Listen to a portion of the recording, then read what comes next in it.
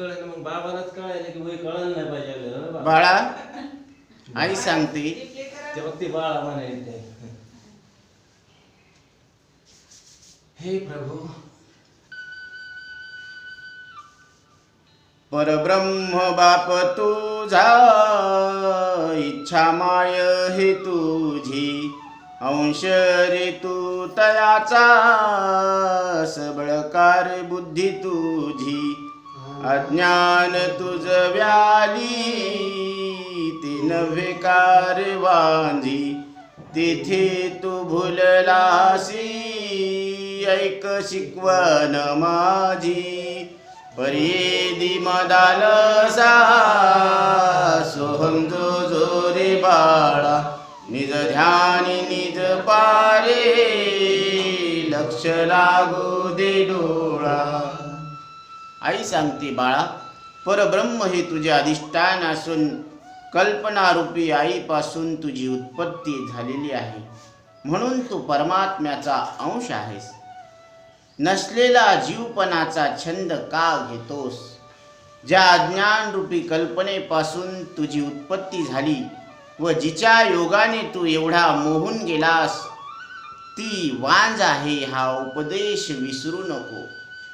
मदालसा आई बाळाला उपदेश करते परतत्वानी तुझ बाळा नाही रे भिन्न अनादि तू आहिसी रे परिहेन देखे मन अकर्म केले तेने झाले अज्ञान निष्कर्म होय जेने ते तू करी कार्य ज्ञान परिदी मदालसा सोहम जो जोरी बाळा निज ध्यानी निज पारे लक्ष लागू दे डोळा.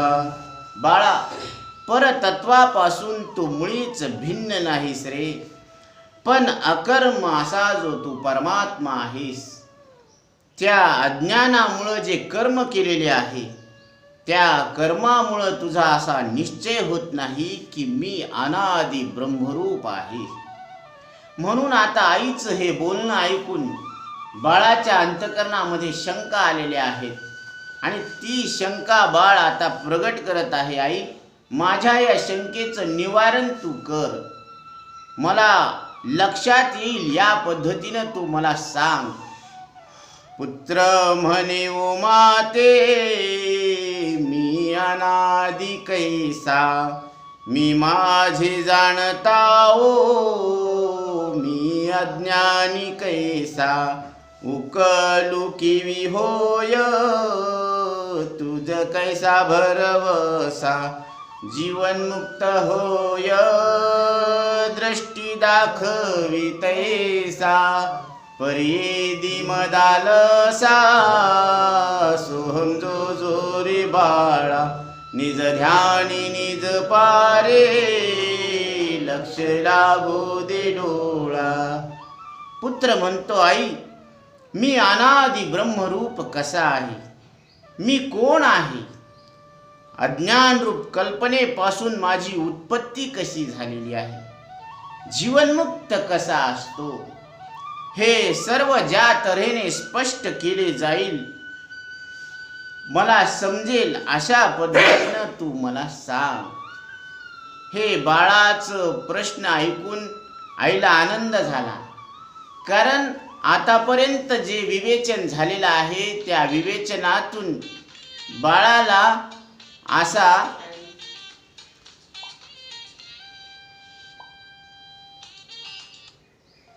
बाळाला अशी शंका उत्पन्न झाली की मी कोण आहे. आणि ज्ञानोबराय सांगतात आहे मी हा कोण करावा विचार म्हणे ज्ञानेश्वर निवृत्तीचा. भगवान शंकराचार्य सांगतात को हम कथम इदम जातम को वै कर्तास्य विद्यते उपादानम किमस्तिह विचारा सोयमी दृश्यः. मी कोण आहे हे अनुभवाला येणारं जगत काय आहे याचा आणि माझा संबंध काय आहे मी कुठून आलेलो आहे कुठं जाणार आहे या प्रश्नाची उत्तर आपल्याला मिळाली पाहिजे. हे तरंग अंतकरणात उठणं म्हणजे परमार्थाला इथून सुरुवात झालेली आहे. आणि जर हे प्रश्न आपल्या अंतकरणात उठले नाही तर समजावं की अजून परमार्थाला सुरुवातच झालेली नाही. म्हणून मी कोण आहे, को हम. तर इथं ज्ञानोबराय सांगतात की आपण चैतन्य आहोत. अनादि अनंत असलेले चैतन्य आपलं स्वरूप आहे. अनादि कसे आहोत? मग पहिला प्रश्न आहे बाळाचा, मी अनादि कसा आहे? ब्रह्मरूप आहे, परंतु मी अनादि कसा आहे? तर इथं विचारांती असं लक्षात येतं की आपला बदल होत नाही. शरीराचा बदल होतो आणि शरीराचा बदल आपल्याला कळतो. मग ज्या अर्थी शरीराचा बदल आपल्याला कळतो तर तो न बदलूनच आपल्याला बदल कळत असतो. हे बालपणातलं शरीर आता राहिलं का? नाही. आणि आता जे शरीर आहे ते बालपणात होतं का? परंतु बालपणातलेच तुम्ही आता नाहीत का?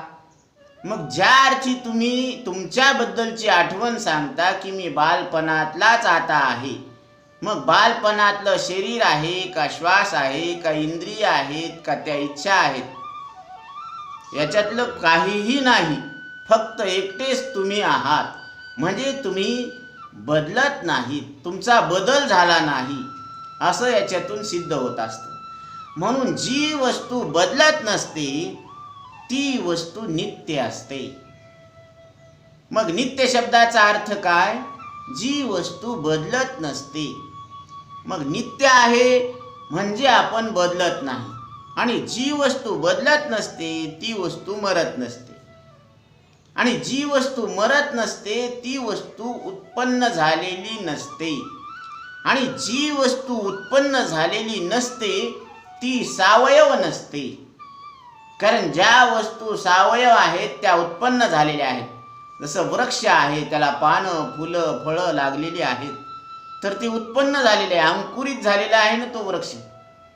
म्हणून ते सावयव आहे. म्हणजे कोणाचं तरी कार्य आहे आणि ते कोणापासून तरी झालेलं आहे, म्हणजे त्याचं कारण आहे. जसं पंचभूत आहेत आणि या पंचभूतापासून या देहाची निर्मिती झालेली आहे. आईनं सांगितलेलं आहे पंचतत्वानी, म्हणजे पंचतत्वापासून या देहाची निर्मिती झालेली आहे. म्हणून क्षितिजल पावक अधम शरीरा. हे शरीर पृथ्वी, पाणी, अग्नी, वायू आणि आकाश या तत्वापासून निर्माण झालेलं आहे. क्षितिजल पावक गगन समीरा अधम सो प्रगट तो सनु अधम शरीरा. म्हणून हे शरीर म्हणजे पृथ्वी, पाणी, अग्नी, वायू आणि आकाश या पंचतत्वापासून निर्मित झालेलं आहे. म्हणून भगवान शंकराचार्य सांगतात, न भूमिर्न तोयम न तेजो न वायू खम्नेन्द्रियं वाम न तेषां समूहा अनेकंतिकत्वात् सुषुप्तैक्य सिद्धा स्तदैको वसिष्ठाश्चिवो केवलोहम. म्हणजे हे शरीर पृथ्वी, पाणी, अग्नी, वायू आणि आकाश या 5 तत्वापासून निर्माण झालेलं आहे. आणि या 5 तत्वाला 5 तत्व कळत नाही हे सर्वानुभूत आहे. आणि त्या पंचतत्वापासून निर्माण झालेल्या देहाला कळत नाही, म्हणून मी त्याहून वेगळा आहे. आणि वेगळा असल्यामुळं मी यांचं कार्य नाही. कारण देह पंचभौतिक आहे, म्हणजे भूताचं कार्य आहे आणि भूत हे कारण आहे. तसं कार्यरूप देह मी नाही. कारण कारणरूप पंचभूताला कळत नाही, म्हणून ते मी नाही असा माझा अनुभव आहे. म्हणून पंचभूताचं कार्य जो देह आहे तो सुद्धा मी नाही. कारण देहाला देह कळत नाही, देह जाणण्यात येतो आणि मी त्याला इंद्रियाद्वारे अंतःकरणात जाणणारा द्रष्टा आहे. म्हणून इदम शरीरम कौंतेय क्षेत्रमित्य विधीयते. अर्जुना, शरीर हे आहे आणि या शरीराला जाणणारे याचे द्रष्टा आपण आहोत. अंतकरणात प्रगट आहोत आणि अंतकरणात जी प्रगट आहे ते सूक्ष्म चेतन आत्म प्रत्यक्ष आहे. ते तत्व तुमचं आमचं सगळ्यांचं एक स्वरूप आहे. म्हणून जे भूतापासून झालेलं आहे ते कार्य आहे आणि पंचभूत हे कारण आहे. मग आपण कार्य आहोत का कारण आहोत? आपल्यापासून काही झालं नाही म्हणजे आपण कोणाचे कारण नाही आणि आपण कोणापासून झालो नाही म्हणजे आपण कोणाचे कार्य नाही. म्हणून आपण सावयव नाहीत आणि सावयव नाही याचा अर्थच असा आहे की आपण निरवयव आहोत. आणि निरवयव असल्यामुळं आपल्याला येणं जाणं नाही. कारण जी वस्तू मर्यादित असते तिला येणं आणि जाणं होत असतं. एके ठिकाणीहून दुसऱ्या ठिकाणीकडे त्याला ने आण करता येते. परंतु आपण अमर्याद आहोत. आपल्याला मर्यादा नाही. शरीराला देश मर्यादा आहे आणि ज्याला देश मर्यादा असते त्याला काल मर्यादा असते. म्हणजे या शरीराला जागा लागली म्हणजे याला देश मर्यादा आहे आणि ज्याला देश मर्यादा असते त्याला काल मर्यादा असते. म्हणजे हे शरीराची उत्पत्ती आहे. याचा जन्मदिवस साजरा केला जातो. हे कधीपासून या पृथ्वीवर आलेलं आहे. मग तिथून याचा काल ठरलेला आहे आणि हे कुठपर्यंत राहणार आहे हे सुद्धा निश्चित झालेलं आहे. म्हणून याला देश मर्यादा आहे, याला काल मर्यादा आहे. म्हणजे वस्तू परिच्छेद आहे. म्हणजे हा तुकडा पडलेला आहे. कारण हे या शरीरासारखं दुसरं शरीर आहे म्हणजे सजातीय भेद आहे आणि या शरीराला विरोधी भेद आहे, विजातीय भेद आहे. म्हणजे स्त्री विरुद्ध पुरुष असा विजातीय भेद आहे. आणि स्वगत भेद म्हणजे याला सावयवता आहे. शरीराला अवयव आहेत. 2 हात 2 पाय हे काय आहेत? अवयव आहेत. म्हणजे सजातीय विजातीय स्वगत भेद शरीराला आहेत आणि तो भेद आपल्याला नाही. कारण आपल्याला अवयव नाही आणि अवयव नसल्यामुळं आपण निरवयव आहोत. आकाशाला अवयव आहेत का? आकाशाला पाय आहे का, हात आहे का, कान आहे का, नाक आहे? अवयवच नाही. म्हणून आकाशाला धरता येतं का? नाही धरता येत. तुम्ही फुगे धरता ना आकाशातले, पण आकाशाला धरता येत नाही. म्हणून आकाशाला अवयव नसल्यामुळे आकाश निरवयव आहे आणि त्या आकाशाला जाणणारे आपण निरवयव चैतन्य आहोत. म्हणून आपल्याला देश मर्यादा नाही. कारण आपल्याला जागा नाही. का? कारण आपण परिच्छिन्न नाहीत, आपण मर्यादित नाहीत. म्हणून आपल्याला जागा लागत नाही. कुठं नाही माझा नारायण. भक्त प्रल्हादाला विचारण्यात आलं, हिरण्यकश्यपूनं, कुठं आहे तुझा नारायण? त्यावेळेस भक्त प्रल्हाद उत्तर देतात, कुठं नाही माझा नारायण. कहाँ पग डारू देखे अनेरा, देखू तो सब वोही ने घेरा. आमच्या मीराबाई सांगतात की या सृष्टीतली एकही स्थळ, एकही जागा अशी नाही की जिथं माझा परमात्मा व्याप्त नाही. म्हणून विठ्ठल विस्तारला जनी, विठ्ठल व्यापक त्रिभुवनी, विठ्ठल मुनी मानसी. हृदयी म्हणजे मुनी ज्याचं हृदयामध्ये ध्यान करतात, तर ते ध्यान ज्याचं करतात तो विठ्ठल परमात्मा आहे. म्हणून विठ्ठल सर्वत्र आहे, सगळीकडं आहे आणि सर्व रूपान आहे. म्हणून विठ्ठलाची व्याप्ती चराचरामध्ये आहे. जिथं काही नाही तिथं सुद्धा तो आहे. शून्य स्थावर जंगम व्यापुनी राहिला आकळ हो. म्हणजे जिथं काही नाही तिथं सुद्धा तो आहे आणि चर आणि आचरात सुद्धा आहे. म्हणजे जिथं प्राण आहे तिथंही तो आहे. प्राणवान शरीरामध्ये सुद्धा तो प्रगट आहे. आणि जिथं काहीच नाही म्हणजे समुद्र, नदी, पर्वत या ठिकाणी सुद्धा तो व्याप्त आहे. आणि जिथं काहीच नाही म्हणजे शून्य आहे तिथे सुद्धा तो आहे.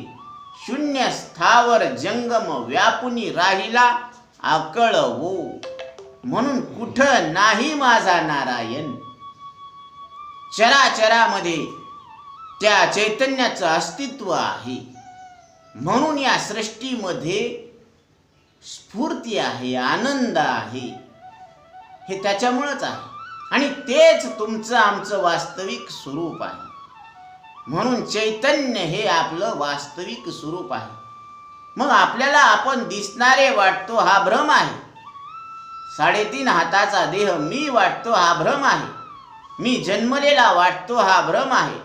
आणि एके दिवशी माझा मृत्यू होणार असं जे वाटतं ते सुद्धा भ्रमानच वाटतं. म्हणून बाळा, तू कोण आहे याचा विचार कर. आणि बाळानंच प्रश्न केलेला आहे की मी कोण आहे. को हम, मी कोण आहे असा प्रश्न आईला विचारलेला आहे. मी अनादी ब्रह्मरूप कसा आहे. कारण ज्याला आदी आहे ते हे शरीर आहे. मग आपल्याला जगत अनादी वाटतं. हे पहिलंच वाटतं का आताच वाटतं. हे जगत पहिल्यापासून आहे असं वाटतं. मग जगत अनादी आहे परंतु अंतवान आहे. कारण विवेकानं जगाचा बाध होतो. माया सुद्धा अनादी आहे परंतु अंतवान आहे. आणि शरीर साधी शांत आहे म्हणजे अंतवान आहे. अंतवंत इमे देहा. शरीराचा अंत निश्चित आहे पण कधी, कोणाचा, कुठं, कसा अंत होईल हे मात्र निश्चित नाही. म्हणून शरीर अंतवान आहे. आणि जगाला सुद्धा अंत आहे परंतु कधी, ज्यावेळेस सृष्टीचा प्रलय होईल त्यावेळेस सृष्टीचा अंत होईल. म्हणून उत्पत्ती, स्थिती आणि प्रलय हे सृष्टीचे धर्म आहे. जन्मन मरण हा देहाचा धर्म आहे. म्हणून पंचीकरणामध्ये सांगितलेला आहे, जन्म मरण देहने कहे, क्षुधा पिपाशा प्राण, शोक मोह मननो धर्म, पोते ब्रह्म प्रमाण. जन्मन आणि मरण हा शरीराचा धर्म आहे. भूक लागणं, तहान लागणं हा प्राणाचा धर्म आहे. आणि सुख आणि दुःख हे मनाचे धर्म आहेत. आणि या सर्व धर्माला जाणणारे आपण मात्र ब्रह्मस्वरूप परमात्मा आहोत. असं तू तुझ्या अंतकरणामध्ये निश्चित कर बाळ शिष्या. असं श्री रामगुरु सांगतात. म्हणून इथं सांगितलेलं आहे की देश मर्यादा, काल मर्यादा. ज्याला देश मर्यादा आहे त्यालाच काल मर्यादा आहे. आणि ज्याला देशच नाही त्याला काल मर्यादा कुठे आहे. कारण आपल्याला देश आहे का, आपल्याला जागा लागते का, नाही लागत. कारण शरीराला जागा लागते आणि शरीर आपण नाही. म्हणजे आपल्याला जागा लागते का, नाही. म्हणजे आपण येतो का जातो. पण आपल्याला वाटतं मी घरून आलो आणि मी घरी जाणार. हे कशाला धरून बोलतो आपण. शरीराला धरून बोलतो, प्राणाला धरून बोलतो, मनाला धरून बोलतो. मग येणं जाणं आपलं नाही. क्रिया ही प्राणाची आहे. प्राण शक्तीच्या जोरावर आपण या 70 किलोच्या शरीराला इथं आणलं आणि या 70 किलोच्या शरीराला आपण घरी नेतो. आणि आपण म्हणतो की मी आलो आणि गेलो. मग येणं जाणं कोणाच्या बळावर व्हायलं, शक्तीच्या बळावर. म्हणून प्राण शक्तिरूप आहे. शक्ती कमी झाली की मग येता येत नाही. असे बरेच श्रोते आहेत की ज्यांना श्रवणाला यायची इच्छा आहे पण शक्ती नसल्यामुळं येता येत नाही. म्हणून हा निवाडा कधी व्हायला पाहिजे, जव हे सकळ सिद्ध आहे गती मती इंद्रिय तव तू आपुले स्वहित पाहे. तोपर्यंतच आपण आपलं स्वहित करून घ्यायला पाहिजे ज्यावेळेस ही साऊंड बॉडी आहे.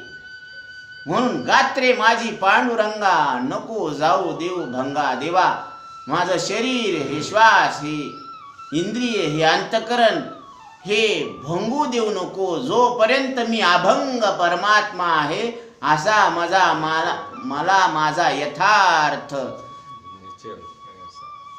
कळत नाही तोपर्यंत ही जी सामुग्री दिलेली आहे ना ती नष्ट होऊ देऊ नको. ही देवाला केलेली विनंती आहे आणि देवाला आपण अशी विनंती करू शकतो कारण देवावर आपला अधिकार आहे. आपल्या आईवर आपला अधिकार आहे की जे पाहिजे ते आपण आई समोर प्रगट करू शकतो. तसं देव ही आपली आई आहे. कृष्ण माझी माता कृष्ण माझा पिता बहीण बंधू चुलता कृष्ण माझा मेरे तो गिरधर गोपाल. मीराबाई सांगतात की माझं कोण आहे? माझे श्रीकृष्ण आहात. सगळे नाते श्रीकृष्णाला लावलेले आहे कारण कृष्णच आपली आई आहे, कृष्णच आपले पिता आहेत. कारण देवाशी लावलेलं नातं हे वाया जात नसतं आणि नात्या गोत्याचे गोत्यात घातल्याशिवाय राहत नसते. म्हणून कारण देव निरावृत्त चैतन्य आहे आणि त्याचा नाद जर आपल्याला लागला तर आपल्या ठिकाणी असलेली भ्रांती आवरण हे भंग होत असते.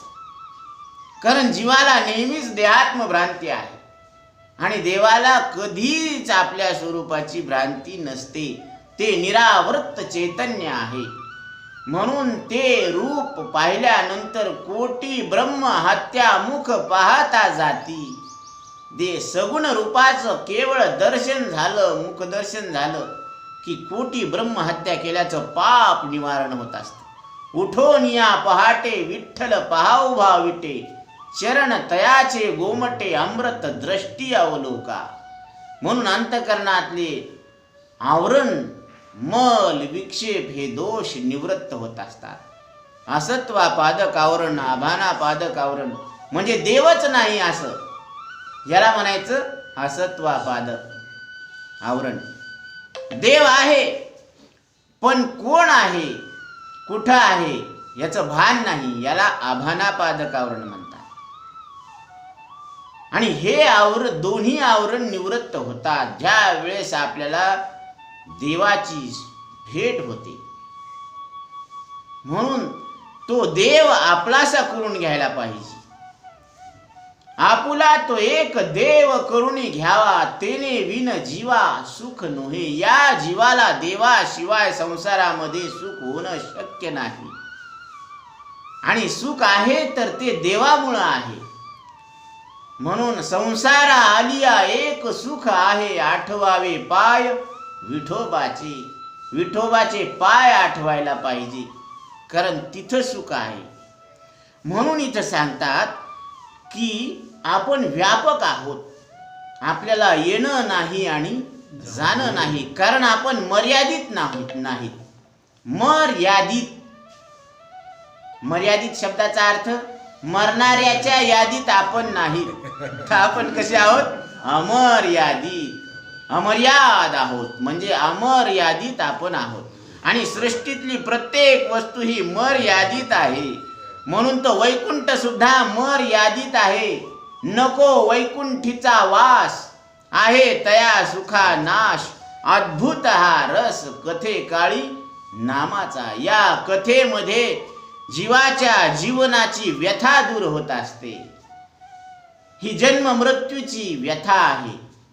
म्हणून ऐसिया प्रयत्नाते आस्था विये जयाची. एरवी तरी पार्था जन्म मरणाची निमे कथा. कारण ही जन्म मृत्यूची जी कथा आहे ना ही जीवाला लागलेली व्यथा आहे आणि या व्यथेचं निवारण या हरिकथेतून निवृत्त होत असतं. म्हणून हरीची कथा ऐकणं हे मनुष्य देहात आलेल्या जीवाचं प्रथम कर्तव्य आहे. म्हणून सदा नाम घोष करू हरी कथा. हरीची कथा केल्यानं काय होतं? तेने सदा चित्ता समाधान. चित्तामध्ये नेहमी काय राहतं? समाधान राहत असतं. आणि आपली सगळी तळमळ कशासाठी आहे? सकाळी उठल्यापासून झोपेपर्यंत आणि जन्मल्यापासून मृत्यूपर्यंत समाधान पाहिजे. समाधानासाठी सगळ्यांची धडपड चालू आहे. आणि ही धडपड, ही जी काही आपली मनाची व्याकुळता आहे ती कधी थांबणार आहे? जर आपण या कथेचं श्रवण केलं तर आपल्या मनाची व्यथा ही थांबणार आहे, ही व्याकुळता थांबणार आहे. कारण जोपर्यंत आपल्याला आपल्या स्वरूपाचं ज्ञान होत नाही तोपर्यंत ही तळमळ थांबणं शक्य नाही.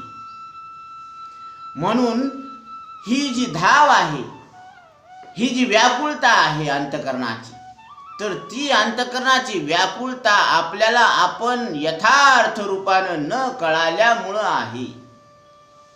म्हणून इथं सांगतात की आपल्याला येणं नाही आणि जाणं नाही. आणि येणं जाणं नसल्यामुळं आपल्याला फिरणं नाही. त्याची सरली येरझार झाला सफल व्यापार. मग आपला जन्मच झाला नाही तर मृत्यूचा प्रश्नच येत नाही. तुकोबराय सांगतात, जन्म नाही रे आणिक, तुका म्हणे माझी भाग. म्हणून या सृष्टीचा कर्ता कोण आहे? सृष्टीची रचना आपल्याला अनुभवाला यायला लागली, पण या सृष्टीचा रचयिता कोण आहे? जसं रांगोळी आपल्याला दिसते, घरासमोर सुंदर रांगोळी काढलेली आहे. मग सुंदर रांगोळी कुणीतरी काढणारा आसन तो दिसत नाही पण आहे. तसं या सृष्टीचा रचना, तिचा अनुभव आपल्या अंतःकरणात येतो, पण त्या रचयितेचा अनुभव येतो का? मग दिसत नाही म्हणून नाही का? आहे. म्हणून अपमान रचेता का होगा, रचना को अगर ठुकराओगे. त्या रचयिताचा अपमान आहे हा. जर या रचनेला आपण ठुकरवून टाकू आणि पळून जाऊ, कुठं जाणार आपण पळून? संसार से भागे रहते हो, भगवान को क्या तुम पाओगे. इस लोक को तुम अपना न सके, उस लोक में भी पछताओगे. याच लोकाला आपण ओळखू शकलो नाही, आपलं करू शकलो नाही, तर त्या लोकात जाऊन काय दिवे लावणार? तिथे सुद्धा अज्ञान कायमच आहे. म्हणून नासावे अज्ञान, इतुके करी कृपादान. एवढं कृपादान करा की माझ्या ठिकाणी असलेलं अज्ञान निवारण करा. कारण हे अज्ञान कशानं निवारण होत असतं? विवेकानं. विवेकाच्या शस्त्रानं या अज्ञानाचा. म्हणून अज्ञानू यया ज्ञानची खड्ग. या अज्ञानाला नष्ट करण्याचं सामर्थ्य, शस्त्र म्हणजे विवेक आहे. आणि भगवान शंकराचार्य सांगतात, आत्मानात्मा विवेक ज्ञानम, ज्ञानम भवती निर्मलः. या जगाच्या पाठीवर आत्मा काय आहे, अनात्मा काय आहे याचा निवाडा करणं, याच्या इतकं पवित्र ज्ञान जगाच्या पाठीवर दुसरं कोणतंच नाही. निवडिताही खडे तेने दळणा ओज घडे. जसं माय माऊली दळणातले खडे वेगळे करतात, रास एकीकडं आणि खडे एकीकडं. मग हे निवडण्यासाठी जेवढी बुद्धी लागली ना, तेवढीच बुद्धी शरीर, श्वास, इंद्रिय, अंतकरण या जगताच्या अनात्म वर्गातून मी आत्मा आहे, याच्याहून वेगळा आहे असं निवाडा करायला तितकीच आणि तेवढीच आणि तीच बुद्धी लागते. आणि ती बुद्धी प्रत्येकाकडं आहे. म्हणून बुद्धी हे ईश्वरीय वरदान आहे. त्या बुद्धीचा आपण वापर करून घ्यायला पाहिजे. बुद्धीचे वैभव अन्य नाही तुझे, एका केशिराजे सकळ सिद्धी. म्हणून बाळा, आपल्याला देश नाही, काल नाही, म्हणून वस्तू परिच्छेद नाही. आणि अनुभवाला येणारे जे जग आहे ते सुद्धा कसं आहे? खोटं आहे. कारण हे जग स्वप्नात नाही आणि स्वप्न सृष्टी जागृतीत नाही. म्हणून स्वप्न खोटं आहे, तसं जागृती सुद्धा खोटी आहे. आणि ह्या दोन्हीचा अभाव ज्या झोपेमध्ये आहे, त्या झोपेला सुद्धा जाणणारे आपण प्रत्यक्ष परमात्मा आहोत. मग तिथं भौतिक प्रपंचाचा अनुभव आहे का वासनात्मक प्रपंचाचा अनुभव आहे? ह्या दोन्ही प्रपंचाच्या अभावाला जाणणारे आपण निष्प्रपंच ब्रह्म चैतन्य आहोत, हे आपल्याला झोपेमध्ये अनुभवाला येत असतं. पण तो म्हणतो की मला तिथं काहीच कळालं नाही. अरे काहीच कळालं कसं नाही? तिथं वासनात्मक प्रपंचाचा अभाव होता, तिथं भौतिक प्रपंचाचा अभाव होता. म्हणजे दोन्ही प्रपंचाचा अभाव असणं म्हणजे खोटं न दिसणं, म्हणजे न कळणं थोडीच असतं. खोटं न दिसणं म्हणजे न कळणं असतं का? आणि खोटं दिसणं म्हणजे कळणं असतं का? आता खोटं दिसत नाही हे बरं आहे ना, हेच खरं कळणं आहे. पण आपल्याला सवय लागली की खोटं दिसलं की कळायला लागलं, आणि खोटं दिसणं बंद झालं की आता आपल्याला काहीच कळत नाही. मग झोपेमध्ये खरं नसतं का खरं कळत नसतं? खरं असतं, खरं कळत असतं, पण त्याला वाटत असतं की